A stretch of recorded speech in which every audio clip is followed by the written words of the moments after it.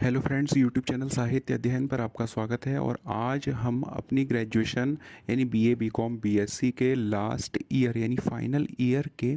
English foundation से unit 1 का chapter 1 का फोर्थ आंसर लेने वाले हैं। फोर्थ क्वेश्चन जो कि 100 वर्ड के आंसर जिसमें लिखने हैं। तो फोर्थ क्वेश्चन कुछ इस प्रकार है, give the summary of the poem. इसमें एक कविता है, उसकी समरी हमें बतानी है यानी सारांश बताना है। तो give the summary of the poem यानी प्रस्तुत कविता का सारांश अपने शब्दों में लिखिए। तो सारांश कुछ इस प्रकार है, on a dark winter evening यानी कि एक अंधेरी सर्दियों की शाम को, the narrator is stops his slay यानी कि कथाकार यानी कि राइटर जो होता है वो अपनी बेपहियों की गाड़ी को रोक देता है, to watch the snow falling in the woods जंगल में गिरती बर्फ को देखने के लिए। एट फर्स्ट ही वरीज पहले तो उसे चिंता होती है, that the owner of the property की संपत्ति का मालिक will be upset by his presence उसकी उपस्थिति से परेशान होगा। बट देन ही रिमेंबर्स लेकिन फिर उसे याद आता है, the owner lives in town कि ऑनर यानी मालिक तो शहर में चला गया है। ठीक है, आगे क्या है, and he is free to enjoy the beauty of the falling snow और वह गिरती हुई बर्फ़ की सुंदरता का आनंद लेने के लिए स्वतंत्र है। The sleigh horse is confused बेपहियों की गाड़ी का घोड़ा किसी भी कंफ्यूज है यानी कि असमंजस में है, भ्रमित है। क्यों है, बाय हिज मास्टर्स बिहेवियर अपने मालिक के व्यवहार से, for is stopping far away क्योंकि उसने बहुत दूर खड़ा किया है, फ्रॉम एनी फार्म हाउस किसी भी फार्म हाउस से उस घोड़े को। एंड शेक्स इज हेम्स बेल्स और घोड़ा क्या करता है, एंड शेक्स हिलाने लगता है, इज हेम्स बेल्स अपने गले में बंधी हुई घंटी को, इन इम्पेशेंस यानी अधीरता में यानी कि बिना पेशेंस के अधीर होकर यानी एक्सेप्ट ना करते हुए कि ऐसी जगह पे मुझे रुकना पड़ रहा है, वो अपने गले की घंटियों को हिलाने लगता है। आगे, there is still an overwhelming sense of the narrator's unavoidable responsibilities कथाकार की अपरिहार्य जिम्मेदारियों को यानी कि जो अभी तक पूरी नहीं हुई हैं ऐसी जिम्मेदारियों की अभी भी और भारी भावना है। वो भावना अभी भी कवि के अंदर है, उसने भले ही रोक दिया था अपने घोड़े को लेकिन अभी वो भावना कवि के अंदर भरी है। He would preferred to watch the snow falling in the woods वह क्या करता है, गिरती बर्फ को देखना पसंद करता है। But he has even with the horse's impatience भले ही उसका घोड़ा तैयार ना हो वहाँ रुकने के लिए, उसका घोड़ा परेशान हो रहा है, उसका जानवर जो है वो तैयार नहीं है, फिर भी कभी वहाँ की बर्फबारी को देखना चाहता है। But he has promises to keep obligations that he can not ignore लेकिन उसने अपने कर्तव्यों को निभाने का वादा किया है। बट ही हैज़ यानी उसने किया है, प्रोमिसेस यानी वादे, टू कीप ऑब्लिगेशंस अपने कर्तव्यों को दायित्वों को निभाने के, दैट ही कैन नॉट जिनको वो नहीं कर सकता, ignore if he wants to चाहे वो चाहते हुए भी, इवन इफ़ ही वॉन्ट्स चाहे वो चाहे, भले ही वह चाहे, इफ़ ही वॉन्ट्स टू यानी भले ही वह चाहे लेकिन वो उनको इग्नोर नहीं कर सकता। क्या लिखा है, but he has promises to keep obligations उसने कुछ दायित्वों को निभाने के वादे किए हैं, that he can not ignore जिनको जिनको वो इग्नोर नहीं कर सकता। इफ़ ही वॉन्ट्स टू चाहे वह भले ही ऐसा चाहे करने को लेकिन मैं फिर भी इग्नोर नहीं कर सकता। After a few more moments यानी कुछ और समय के बाद, आफ्टर यानी बाद, अ फ्यू मोर मोमेंट्स यानी कुछ और समय के, तो कुछ और समय के बाद, द नरेटर रेल्यूस्टेंटली यानी कि जो नरेटर है, जो कथाकार है, कुछ क्षणों के बाद अनिच्छा से अपने रास्ते पर चलता है, बिना इच्छा, रेल्यूस्टेंटली यानी बिना इच्छा के, कंटिन्यूज यानी जारी रखता है, ऑन हिज वे अपने रास्ते पर चलना। इट इज़ अनक्लियर यानी कि यह स्पष्ट नहीं है, अनक्लियर यानी स्पष्ट नहीं है, what these specific obligations are यानी कि उसकी स्पेसिफिक उसकी विशिष्ट दायित्व क्या हैं।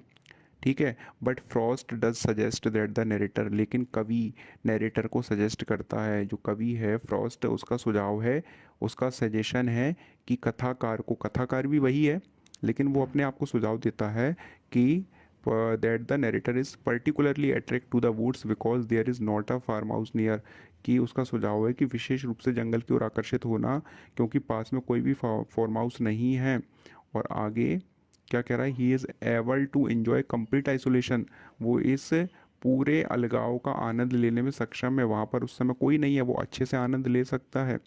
ही is able to enjoy complete isolation, the poet gives the message of continuity of work in life. तो यहाँ पर कवि जो है मैसेज देता है, संदेश देता है continuity of work in life, जीवन में काम की कंटिन्यूटी को, जीवन में अपने कर्तव्य पालन की निरंतरता का संदेश देता है, continuity of work in life. क्या लिखा है, the poet gives the message, कवि मैसेज देता है of continuity of work in life, जीवन में कार्य की लगातार करने की इच्छा को, या बोल सकते हैं भावना को, कवि यहाँ पर मैसेज देता है। He is of the opinion, उसका ओपिनियन है, उसका मत है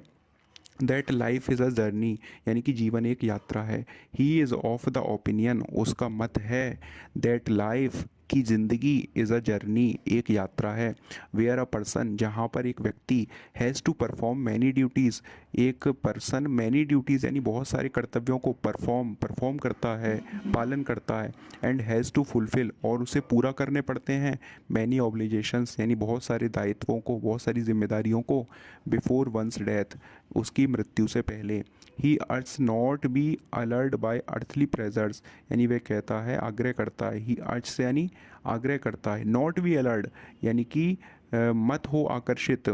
नॉट बी अलर्ड यानी मत हो आकर्षित, बाय अर्थली प्रेजर्स, इस धरती की सुंदरियों, सुंदर चीज़ों से, ठीक है, by earthly pleasures and beauties, और सौंदर्य से, while marching on to achieve the target, जब तक अपने टारगेट को अचीव ना कर लो, जब तक अपने लक्ष्य को प्राप्त ना कर लो। इस प्रकार से ये क्वेश्चंस का आंसर होता है।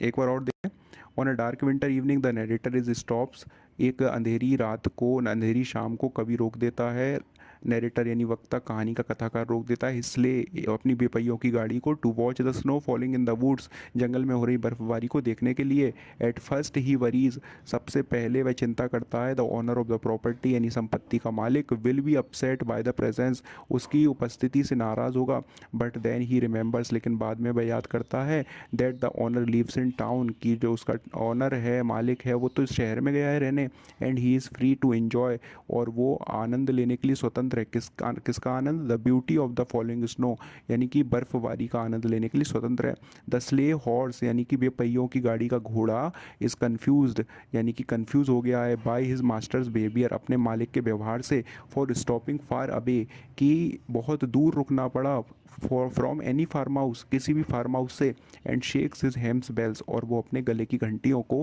हिलाता है, इन इम्पेशेंस, अधीरता में, यानी वो वहाँ रुकना नहीं चाहता। जानवर भी कभी कभी अपनी अनिच्छा व्यक्त करता है कि उसे वो नहीं चाहिए, नहीं करना है। There is still and overwhelming sense of the narrator's unavoidable responsibilities, यानी कथाकार की बिना पूरी हुई जिम्मेदारियों की अभी भी भारी भावना है, मतलब उसके अंदर भावनाएं। He would prefer to watch the snow, वो पहले प्रेफर कर रहा है, वो अधिक देखना पसंद कर रहा है बर्फबारी को, फॉलिंग इन द बूट्स, जंगल में गिरती हुई, even with the horse's impatience, जबकि उसका घोड़ा भी तैयार नहीं है वहाँ रुकने के लिए। But he has promises to keep obligations, लेकिन उसने अपने दायित्वों को पूरा करने का वादा भी किया है, that he can not ignore, वो उनको इग्नोर नहीं कर सकता, even if he wants to, भले ही वह चाहे इग्नोर करना, लेकिन फिर भी इग्नोर नहीं कर सकता। After a few more moments, कुछ समय के बाद, the narrator reluctantly continues on his way, जो नरेटर है, कथाकार है, वो अपने रास्ते पर चलना जारी रखता है। इट इज़ अनक्लियर, ये स्पष्ट नहीं है, what this specific obligations are, उसके दायित्व क्या हैं। बट फॉस्ट डज सजेस्ट, लेकिन फॉस्ट जो है, कवि जो है, वो सजेस्ट करता है, यानी कि समझाता है, दैट द नरेटर, कथाकार को यानी स्वयं को, is particularly attracted to the woods, यानी तुम जंगल की ओर आकर्षित हो रहे हो, because there is not a farm house near, भले ही यहाँ पर कोई फार्म हाउस नहीं है। He is able to enjoy complete isolation, वो एबल है, सक्षम है इस पूरे आइसोलेशन को एंजॉय करने के लिए। The poet gives the message, यहाँ पर कवि संदेश देता है, of continuity of work in life, अपने जीवन में काम करने की कंटिन्यूटी को, यानी निरंतरता का संदेश देता है। He is of the opinion, उसका मत है, that life is a journey, कि जीवन एक यात्रा है। Where a person has to perform many duties, जहाँ पर व्यक्ति को बहुत सारी कर्तव्यों का पालन करना पड़ता है, and has to fulfil many obligations, और बहुत सारे दायित्वों को पूरा करना पड़ता है, जिम्मेदारियों को निभाना पड़ता है, बिफोर वंस डेथ, उसकी मृत्यु से पहले। ही अर्ज, वह आग्रह करता है, विनती करता है, नॉट बी अलर्ड, आकर्षित मत हो, बाय अर्थली प्लेजर्स, यानी धरती की सुंदरताओं से, एंड ब्यूटीज़, और सुंदरियों से, while marching on to achieve the target, जब तक मार्चिंग यानी चलते हुए, on to achieve the target, अपने टारगेट को अचीव ना कर लो। इस प्रकार से ये क्वेश्चन का एक्सप्लेनेशन यहाँ पर कंप्लीट होता है।